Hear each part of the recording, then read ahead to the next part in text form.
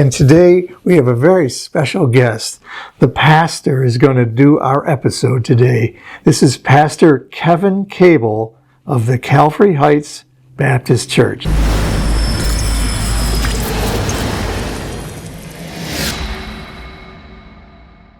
We can ask for wisdom, and the Bible promises that you'll get it. Let me read to you James chapter 1. James chapter 1 verse 5.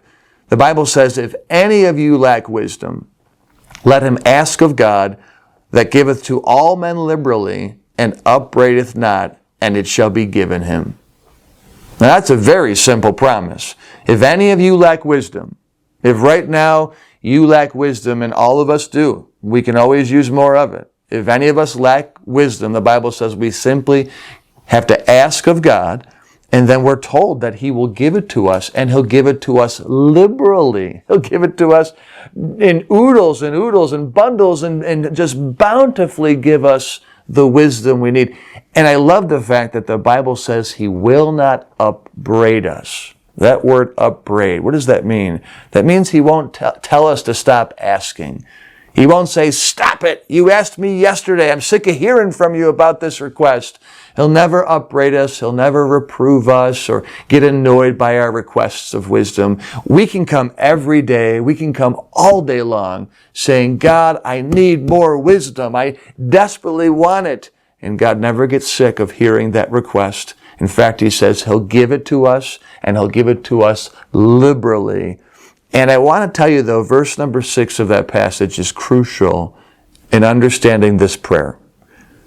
Verse 5, "If any of you lack wisdom, let him ask of God, that giveth to all men liberally, and upbraideth not, and it shall be given him. But," verse 6 says, "let him ask in faith, nothing wavering." So if you're going to ask for wisdom, and if you're going to hope to get the wisdom you ask for from God, you need to believe that His Word is true. And when He says what He says, when He promises to give you that wisdom, you need to trust that He will.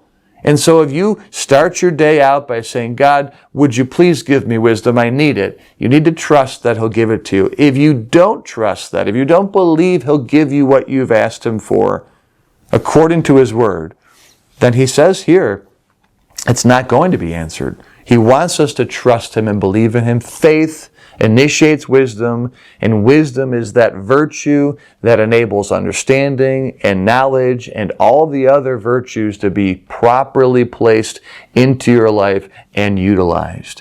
There is a great Bible story to illustrate this simple but important principle, and it's found in the Old Testament. It's found in two places. It's found both in 2 Chronicles chapter 1 as well as in 1 Kings chapter 3. And of course, it shouldn't surprise us, the story involves Solomon, the man who is responsible for writing Proverbs chapter 4, verse 7. Wisdom is the principal thing. Solomon, the preacher of preachers, wrote the book of Proverbs that speaks all about wisdom, this virtue of virtues. And Solomon was a young man. He inherited the throne from his father David.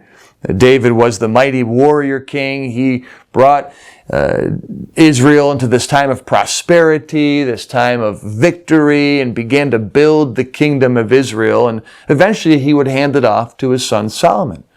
And Solomon in his youth had a tender heart. He was a very tender man that understood. He lacked the insight, the experience. He lacked the wisdom he needed to rule such a great kingdom. And one night while he was sleeping, God came to him and asked him, "What would you like?" This is that moment that everyone dreams of, where God would ask us, "What do we want?" "I'll give you one thing." And what he said was so important.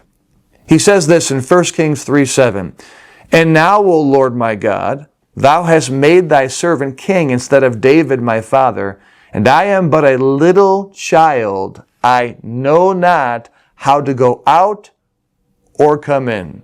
He recognized he didn't have the experience, he didn't have the wisdom and the knowledge to be the king. It was overwhelming.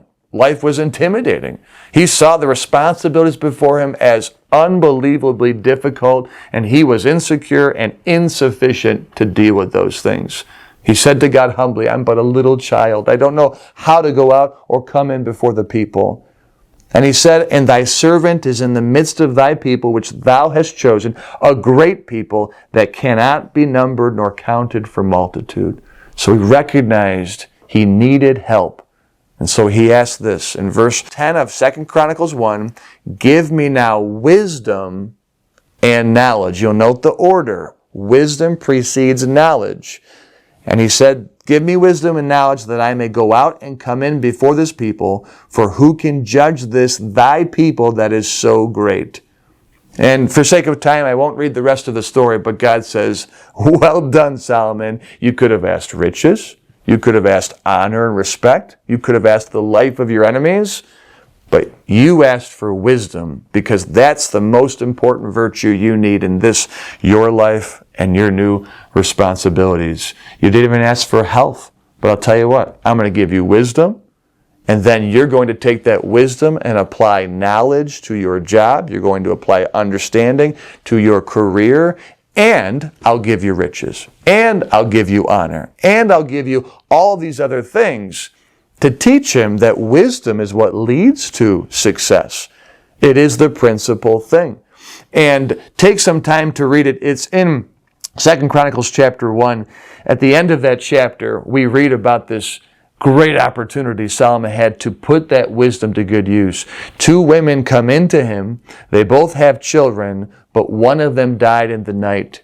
And the other woman, whose living child was in her arms, the baby was taken by the mother who lost her child, and there was a dispute whose living child it was. And Solomon didn't have a book to go to on a shelf of knowledge that said, here's how you deal with 2 women claiming to have the same child. There was no counselor to go to that could tell him how to deal with this scenario. It was very unique. Knowledge wasn't going to help him. He needed something beyond it, something above that. And so he took the wisdom that God gave him, and he looked at these 2 women, and he did what no one was expecting. He calls for a sword, and he says in front of these women, take the sword and cut the child in half and give each woman half of the child, and everybody will be happy. To which everybody in attendance gasps.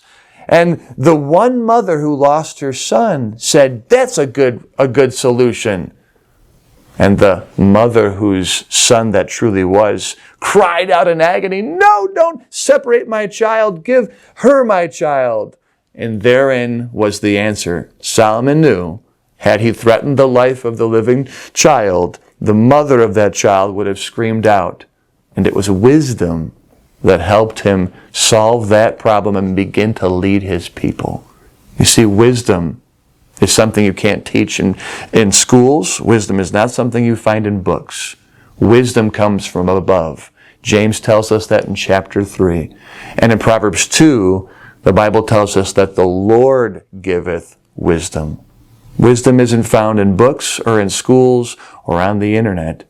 Wisdom is found by getting on our knees, humbly acknowledging that we need it from God, and then trusting He will give it to us when we ask it for Him. And all I'm asking you today is this. Have you asked God for wisdom today?